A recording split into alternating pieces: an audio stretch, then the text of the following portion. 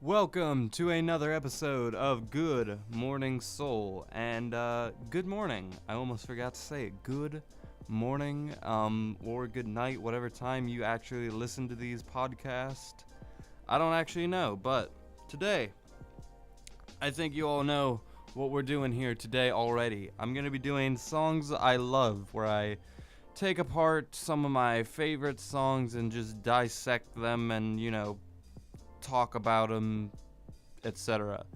And today I'm going to be doing a very popular single from, what was it, 2013, 14? A very big radio song by MKTO. I don't actually listen to these guys. Their music is kind of corny. I have skimmed some of it. And it's kind of like these guys are kind of dorks and they try to be cool sometimes, and it's like very basic pop music, not a lot going on with it. Not trying to hate, but that's kind of the vibe I was getting. But this one hit song is kind of like their big, one hit wonder a little bit. And it's not a bad song. It's actually very catchy, very fun. The instrumental is very upbeat, very fun song, and the idea is he's talking, I should say, this group is a duo between a singer and a rapper, and the singer is a lot more present on the song. From what I skimmed of the rest of the music, that can be say too. And the rapping isn't good, so I don't want to say that the singer steals the show, but he's kind of all there is to it. But anyway, we get into the first verse, which is, "Woo girl, you're shining like a Fifth Avenue diamond, and they don't make you like they used to. You're never going out of style. Woo, pretty baby. This world might have gone crazy the way you saved me. Who could blame me when I just want to make you smile?" So if you couldn't tell already, the idea of the song is he's comparing this girl to he's trying to say this girl is timeless. He's trying to compare this girl to the classic of music of yesterday.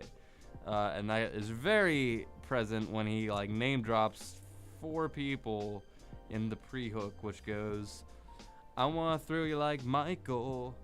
I wanna kiss you like Prince. Let's give it on like Marvin Gaye, like Hathaway. Write a song for you like this." So, name drop Prince and Michael Jackson, and also referencing their 2 possibly biggest songs, Thriller and Kiss. Kind of cheesy, kind of,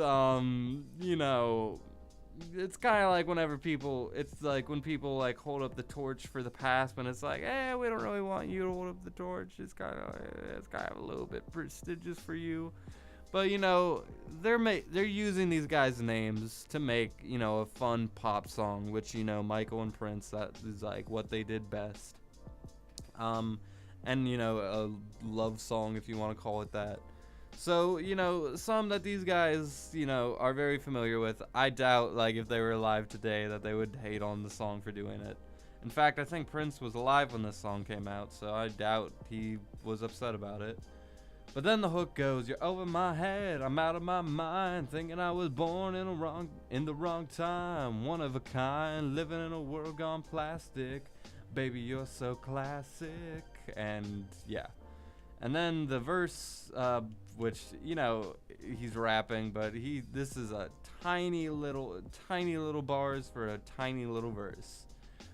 4 dozen of roses, anything for you to notice, all the way to serenade you, doing it Sinatra style. I'm gonna pick you up in a Cadillac like a gentleman, bringing glamour back, keep it real to real in the way I feel. I could walk you down the aisle. And I just realized that is still the guy singing. I thought he was gonna let his friend do the verse, but I realized he's still singing that. Repeat the pre-hook, repeat the hook, and then we get the rapping, which goes, "Baby, you're class, and baby, you're sick. I never met a girl like this until we met. A star in the 40s, centerfold in the 50s. You got me tripping out like the 60s, hippies, queen of the discotheque. A 70s dream and an 80s best. Hepburn, Beyonce, Marilyn, Massey. Girl, you're timeless. You're just so classic. So put in Beyonce with like these very much different artists, and running through like these different decades and comparing them with like, oh, you got me tripping out like the 60s hippies. Like, that's such a cringy line. And then we get the hook, and then we fade out. The song itself, like, I'm harping on the lyrics, and I kind of do that for this series, but like, the lyrics and concepts aren't like why I listen to music. Like, the music is why I listen to music. It's just hard to articulate music because I don't know that much about music production, and I can't really talk about it in ways like other music reviewers like the Needle Drop can. That being said, though, this song is so fun, so catchy. Perfect radio song. Like, this is the type of song like to come on while you're doing nothing, and then you just sing along to it. Harmless fun. The music video, however, for this is pretty boring. It's like the group in photo booth with girls, and they're like, you know, like, and there's like some little things, like there's this point where he walks up to the camera and he's blurry. It's like kind of lazy, and these guys again are so dorky and kind of douchey that it kind of comes across when they're singing. Them and their big fucking smiles, like, it's kind of just like, ah. But, you know, it's radio pop, it's dumb pop, it's whatever you want to call it. And for what it is, it's so much fun. It's so, like, catchy. It puts such a, like, pep in your steps. It puts such a smile on your face. And that's what songs these are made for. Like, if I was in a supermarket and this came on, I'd be like, oh, yeah, this song. Like, I think, like, supermarkets and shit like that, they need music. When you walk into the mall, you need a song to play.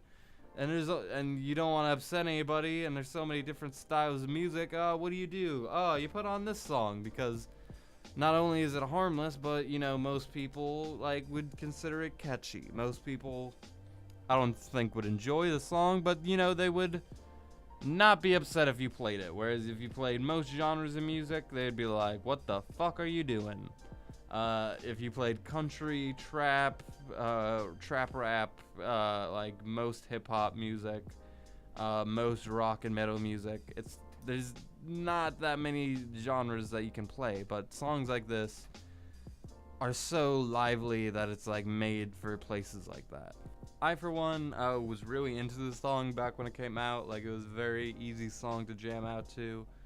You know, it even, like, allowed me to try and listen to the rest of these guys' music, but, you know, not much luck there. But maybe one day I'll give them a review, give them a further listen. I know that they've had later projects since then. I just don't think they caught on, especially like this song took off. But anyway, that's really all I got for this one. Thank you so much for listening as always, guys. I'll see you tomorrow with another episode, and until then, with that, I leave you.